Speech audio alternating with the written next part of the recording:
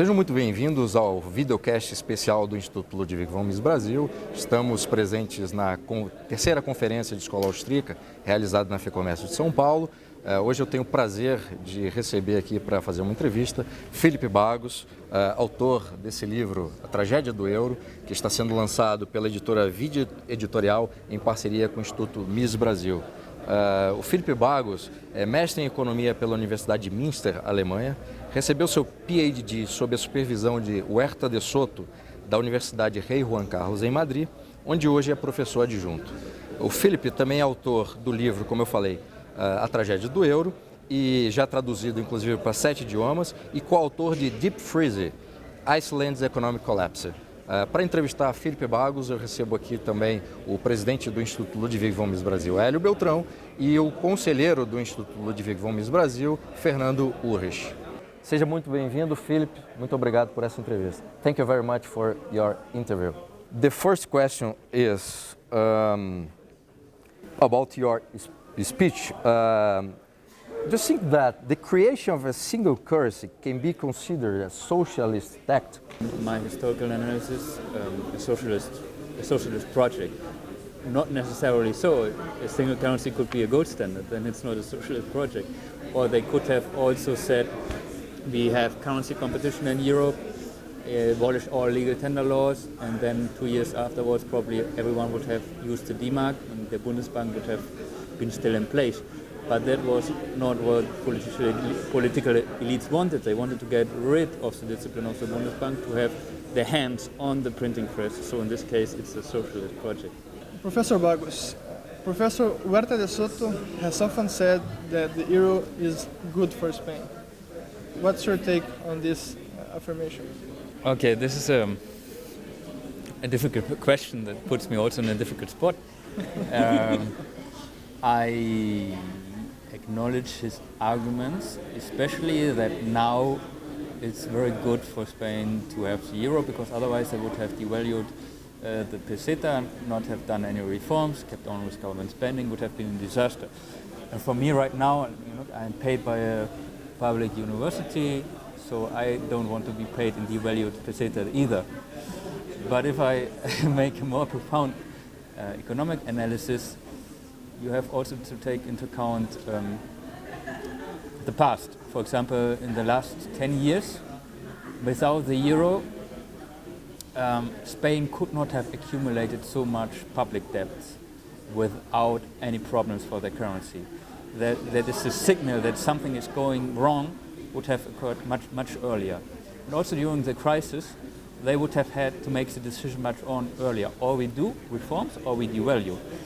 But now with the euro, they didn't have to do it. They accumulated so much debt, and when the crisis came in 2007, 2008, they kept on spending. Actually, had more public spending programs. Plan A was called like a stupid project.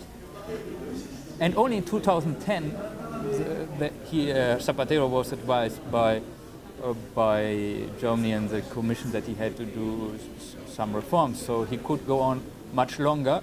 And only then he had to decide, or we go out of the euro and devalue, or we do some minor reforms. And then he did the minor reforms.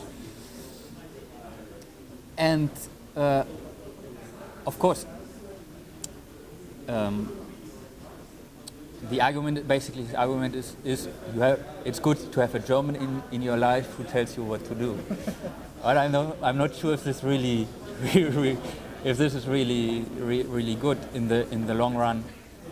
That I think the reforms should come from the population and not be imposed on them. I mean, we could have had the same effect like sending German tanks to southern Europe, conquer it, and then impose flexibilizing the labor market or reducing government spending. This might have been actually cheaper for Germany than what's going now, because you have also to look at the other side. That Germany is like paying to have some minor reforms, but for Spain it's better. And you have to also see that thanks to the euro, not only they could have had so high government spending for a long time, they had also higher real government spending than otherwise would have been possible. That if they would have the pesetas, you can print so many pesetas as you want, but this doesn't increase up to some level your real government spending. But if through the euro, you get monetary redistribution, real resources from outside to finance your import surplus, then you can have more real government spending than otherwise. And that means more real distortions in your economy than otherwise. That would not have been without the euro. And for the long term, I think the euro goes, if we follow the euro and its dynamic and the political interests, we go to a centralization of Europe. And this in the long term will also be bad for Spaniards, for Spain. Professor Bagus, there has been for some time the expectation that Greece might leave the euro. And this expectation has been increased recently. So from the point of view of the depositor that has euros, the Greek depositor that has euros in the banking system in Greece, it makes a lot of sense for it to move to Germany and hold his euros at a German bank. And in fact, this has been happening for some time. And I heard there's a mechanism in the Eurozone called the Target 3. And from what I understood, there's no single ECB balance sheet. There are the individual balance sheets of each individual central bank. And when it happens that a Greek moves his euros to a German bank, the collateral, which is usually a treasury bond of the country, in this case Greece, moves to Germany. So this Greek treasury bond moves to the Bundesbank when the Greek guy moves the money to the banking system of Germany. So it appears that the problem has already become a fiscal problem automatically, because since this has been happening a lot, there are a lot of treasury bonds of Greece at the Bundesbank. How do you see this unfolding? Yeah, so Target 2 is indeed right what you said, like every central bank has its own balance sheet, the ECB has a small one. So what happens when a Greek sends his savings to a German bank is that basically the Greek bank has to refinance itself more through the National Central Bank of Greece. So it has to give some collateral, probably some Greek government bond. So the Greek central bank just prints more money, but it also, and then is the money sent to Germany. That means that the Greek National Bank gets a Target 2 deficit with the euro system or the ECB, and the Bundesbank gets a Target 2 surplus, which then indirectly is backed by the Greek government bond. Well, if Greek defaults, or the banking system goes bankrupt, and they default on their government debt, then these Target 2 surpluses are backed by bonds from an insolvent government. So they are worthless. So it's just thin air that is behind the currency.